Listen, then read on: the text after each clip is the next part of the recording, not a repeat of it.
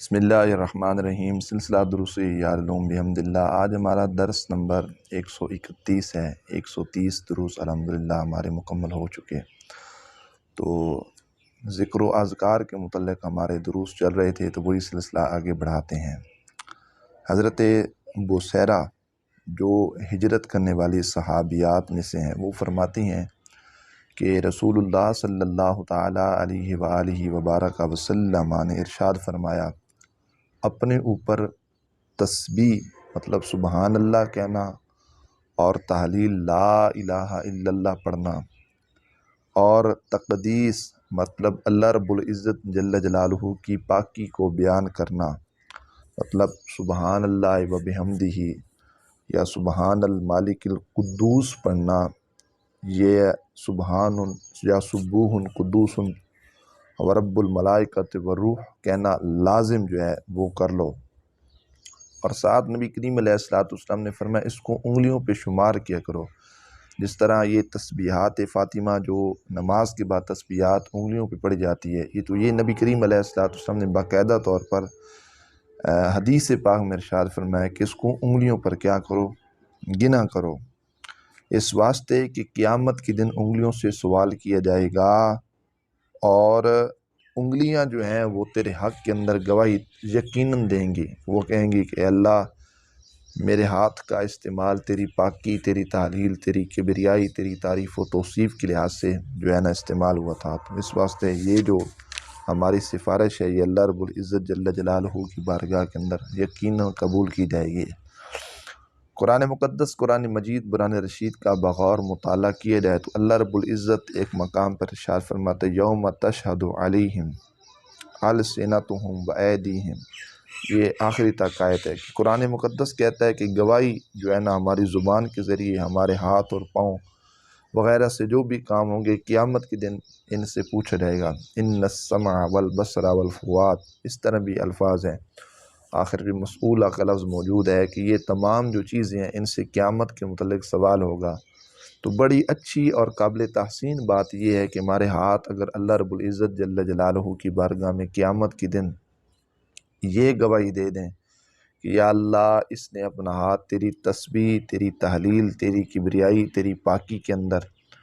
اس لحاظ سے استعمال کیا ہے، تو یقیناً اللہ رب العزت ہمارے لیے بخشش کا سامان پیدا کر دے گا۔ علماء کہتے ہیں ایک حدیث میں آیا ہے کہ مسجد میں کثرت سے آنے جانے کا باقاعدہ طور پر حکم ارشاد ہوا ہے۔ اس کی جو وجہ بیان کی گئی وہ یہ ہے کہ جتنے نشانات ہمارے قدمین کے مسجد کی طرف چلنے کے لحاظ سے ہوں گے، تو وہ تمام جو قدم ہوں گے وہ ہمارے لیے کیا کریں گے، سفارش کریں گے۔ اللہ اکبر۔ اب ان کی جو سفارش ہوگی وہ ہمارے لیے قیامت کے دن کام آئے گی، وہ گواہی دیں گے ہمارے حق میں کہ یا اللہ، یہ اپنے قدموں کے ساتھ تیرے گھر کی طرف گیا تھا، عبادت و ریاضت کرنے کے لحاظ سے گیا تھا، تو اس لیے یہ جو ہے نا ہمارے لیے سفارش کریں گے۔ اور خود کہتے ہیں نبی کریم صلی اللہ تعالیٰ علیہ وآلہ وبارک وسلم کا انگلیوں پر گننا مختلف روایات سے ثابت ہے کہ نبی کریم علیہ السلام اپنی تسبیحات کو خود انگلیوں پہ شمار کیا کرتے تھے۔ تو مطلب حضرت عبداللہ بن عمر رضی اللہ تعالیٰ عنہ خود فرماتے ہیں کہ نبی کریم علیہ السلام انگلیوں پر تسبیح گنتے تھے۔ اب اس کا یہ ہرگز مطلب نہیں، پتہ نہیں بعض لوگ چڑچڑے ہوتے ہیں یا ان کی اذہان کو پتہ نہیں کیا ہو جاتا ہے کہ وہ اس کا غلط استعمال کرتے ہیں۔ مطلب اس کا ہرگز مطلب یہ نہیں کہ انگلیوں پہ گننا اس سے مراد کہ ہم نے کوئی مطلب گن گن کے اللہ کا ذکر کرنا ہے۔ اللہ کی لا تعداد نعمتیں ہیں، وَإِن تَعُدُّوا نِعْمَتَ اللَّهِ لَا تُحْصُوهَا، اگر اللہ کی نعمتوں کو گننا چاہے تو گنتی ختم ہو سکتی ہے، لیکن اس کی نعمتوں کو گنا جا سکتا نہیں ہے۔ تو پھر پتہ نہیں کیوں ایسا جو ہے لوگوں کے اندر یہ چیز لوگوں کے ذہن میں ڈالی جاتی ہے کہ جی فلاں بندہ تسبیح پڑھتا ہے تو وہ ذکر گن گن کے کرتا ہے۔ مذکر معنی اس کا صوفیاء نے بیان کیا، اس کا مطلب ہے یاد دہانی۔ مطلب عام طور پر بندہ شاید اللہ رب العزت جل جلالہ کا ذکر نہ کر پائے، لیکن جب ہاتھ والا معاملہ ہوگا پڑھنے کے لحاظ سے، یا تسبیح یا وہ گنتی والی تسبیح جو جدید لحاظ سے ہے، جو انگلی پہ چڑھائی جاتی ہے، تو اس میں یہ ہوتا ہے کہ انسان اللہ کے ذکر کے لحاظ سے مصروف رہتا ہے۔ پھر یہ دیکھیں کہ اگر 100 دفعہ ہم نے وہ دانہ ایسے ایسے کیا اور بیچ میں کوئی ہم نے کلام بھی کیا، اگر 100 میں سے 20 یا 25 مرتبہ بھی ہم نے صحیح انداز میں پڑھ لیا تو چلو وہ 20-25 مرتبہ تو پڑھنا کہلائے گا نا، مطلب بجائے بالکل نہ پڑھنے سے یا ایک دفعہ ہی اللہ کا نام نہ لینے سے جو 20-25 دفعہ ہم نے کہہ دیا تو وہ بھی تمہاری انشاءاللہ اللہ کے فضل و کرم سے کام آئے گا نا۔ تو انگلیوں پہ جب ہم تسبیحات کو پڑھتے ہیں تو اس کا مطلب یہ ہوتا ہے کہ ہم ہر وقت اللہ رب العزت جل جلالہ کے ذکر کے اندر مصروف رہیں۔ گننا مراد نہیں، اور نہ کوئی شخص ایمان والا جس کے اندر ایمان کا ذرہ بھی موجود ہے وہ اس سے یہ معنی کبھی بھی مراد نہیں لے گا کہ میں نے گن گن کے اللہ کی تسبیح نہ، جب اس نے نعمتیں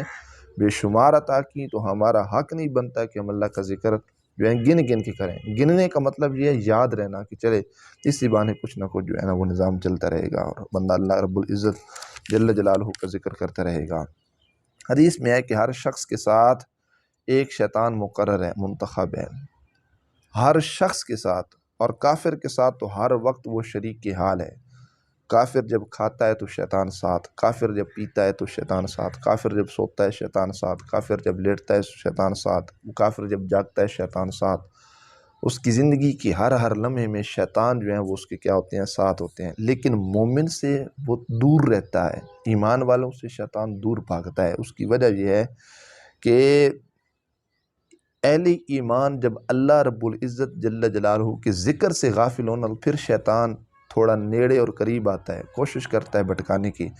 لیکن جیسے ہی اہل ایمان صوفیاء نے کہا اللہ کا ذکر کرتے ہیں شیطان دور بھاگ جاتا ہے، اللہ کے ذکر سے ڈرتا ہے۔ اور ذکر خاص ہے اہل ایمان کا، کافر ذکر نہیں کرتا۔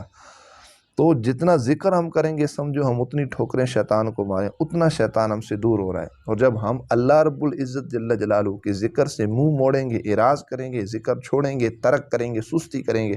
پھر شیطان ہمارے قریب ہو جائے گا۔ قرآن مقدس، قرآن مجید، قرآن رشید میں بھی ہے اللہ فرماتا ہے یا ایھا الذین آمنوا لا تلہکم اموالکم ولا اولادکم عن ذکر اللہ، اے ایمان والو تم کو تمہارے مال، اولاد اور اس طرح بقیہ جو چیزیں ہیں وہ اللہ رب العزت جل جلالہ کی یاد سے غافل نہ کر دیں۔ مطلب مال، آل اولاد اور بقیہ ذرائع مصروفیات کے، مطلب ان چیزوں سے کبھی بھی ایسا تمہارے پاس وقت نہ آئے کہ تم اللہ رب العزت کو بھول جاؤ، یا تم اللہ رب العزت کی یاد تم چھوڑ دو، یا اس کا ذکر چھوڑ دو۔ تو یہ معاملات انسان کی زندگی کے اندر ہیں، کبھی اولاد کی پریشانی، کبھی کاروبار کی پریشانی، کبھی تجارت کے لحاظ سے، کبھی باقی دکھ سکھ، آنا جانا، غم خوشی، تو بہت زیادہ مصروفیات انسان کی زندگی میں ہیں۔ لیکن انسان کو حتی الامکان کوشش کرنی چاہیے کہ اللہ نے یہ بات پہلے کہہ دے، لہٰذا یہ تمام مصروفیات اپنی جگہ، لیکن خاص طور پر انسان اللہ رب العزت جل جلالہ کا ذکر کے لیے اپنے وقت کو مختص کر لے، اور لہٰذا دن بھر میں چند دفعہ لازمی اللہ رب العزت کی بارگاہ میں تسبیح، تحمید، تحلیل، کبریائی، پاکی، حمد و ثنا، تعریف و توصیف کے کلمات لازمی کہیں، چاہے وہ سری لحاظ سے ہوں، چاہے وہ جہری لحاظ سے ہوں، تاکہ انسان کا جو دل ہے وہ گناہوں سے بچتا رہے اور اس کا دل جو ہے وہ پاک اور صاف ہوتا رہے۔ حضرت جنید بغدادی رحمۃ اللہ تعالی علیہ، آپ کا جب انتقال ہونے لگا، جب آپ فوت ہونے لگے نا، تو کسی نے کلمہ لا الہ الا اللہ کی تلقین کے لیے آپ کو کہا پڑھیے لا الہ الا اللہ، تو فرمانے لگے میں کسی وقت بھی اس کو نہیں بھولا، مطلب ساری زندگی میں نے اللہ رب العزت جل جلالہ کا نام لیا، اپنی زندگی کی کسی لمحے میں نے اللہ کو نہیں بھولا، اللہ کو نہیں چھوڑا، اللہ کے ذکر کو نہیں چھوڑا۔ تو یہ فرمایا، اور آگے فرمایا کہ جب میں نے اللہ رب العزت جل جلالہ کا ذکر زندگی کے ہر لمحے میں کیا تو اللہ رب العزت کے فضل و کرم سے بوقت نزا بھی میری زبان پہ کلمہ طیبہ ہی جو ہے وہ جاری ساری ہوگا۔ زندگی کا اگر معمول اللہ رب العزت کے ذکر کے حوالے سے رہے تو پھر انشاءاللہ جو موت آئے گی وہ موت بھی بڑی کمال والی موت ہوگی۔ تو اسی طرح ایک بزرگ ہیں تو ان کا بھی کہتے ہیں اسی طرح جب انتقال ہونے لگا تو کسی پاس بیٹھنے والے نے دعا کی اللہ رب العزت آپ کو جنت کی فلاں فلاں دولت عطا فرمائے، جس طرح یہ دعا کی جاتی ہے، تو ہنس پڑے وہ بزرگ، اور بڑے کمال کا جملہ آپ نے ارشاد فرمایا 30 برس سے جنت اور اپنے سارے ساز و سما کے ساتھ یہ ساری چیزیں میرے سامنے ظاہر ہوتی رہی ہیں، ایک دفعہ بھی میں نے زندگی میں اللہ رب العزت جل شانہ کی طرف سے توجہ ہٹا کر ادھر دنیا کے ساز و سما اور آخرت کے لحاظ سے جو جنت ہے اور اس کا جو ساز و سما ہے، تسکین ہے، جو اس کی طرف میں نے کبھی توجہ ہی نہیں کی۔ ساری زندگی میں نے توجہ اللہ رب العزت جل جلالہ کے ذکر کی طرف رکھی، اللہ کی یاد کی طرف رکھی۔ اور یہ یقین مانے جب کوئی شخص اللہ رب العزت جل جلالہ کا ذکر کر، جب رب راضی تو جگ راضی، پھر دنیا اور آخرت تو یقیناً اسی بندے کے لیے ہی ہے جس نے اپنی زندگی میں اپنے پاک اللہ کو راضی رکھا ہے۔ ام المومنین حضرت سیدہ جویریہ رضی اللہ تعالی عنہ فرماتی ہیں کہ نبی کریم صلی اللہ تعالی علیہ وآلہ وبارک وسلم صبح کی نماز کے وقت ان کے پاس نماز کے لیے تشریف لے گئے، اور یہ اپنے مصلی پہ بیٹھی تسبیح کے اندر مشغول تھیں، اللہ رب العزت کی تسبیح کے اندر مشغول تھیں۔ نبی کریم علیہ السلام نماز چاشت ادا کرنے کے بعد دوپہر کے وقت تشریف لائے نا، تو یہ اسی حالت میں مصلی کے اوپر بیٹھ کر اللہ رب العزت جل جلالہ کی تسبیحات کو بیان کر رہی تھیں۔ چاشت کلمہ اور فجر کی نماز لے کر چاشت تک کتنا ٹائم بنتا، سارا انہوں نے اللہ رب العزت کی یاد کے لیے وقف کیا ہوا تھا۔ نبی کریم علیہ السلام نے دریافت فرمایا کہ تم اس حال میں ہو جس پر میں نے چھوڑا تھا، کیا تم اسی حالت میں ہو؟ مطلب جب میں گزرا تھا تم مصلی پہ بیٹھی تھی، اللہ کی یاد میں مصروف تھی، ابھی تک کیا تم اسی کیفیت کے اندر ہو؟ تو عرض کی جی ہاں اے اللہ کے رسول صلی اللہ علیہ وسلم۔ تو حضور علیہ السلام نے فرمایا میں نے تم سے جدا ہونے کے بعد 4 کلمے 3 مرتبہ پڑھے ہیں، اگر ان کلمات کو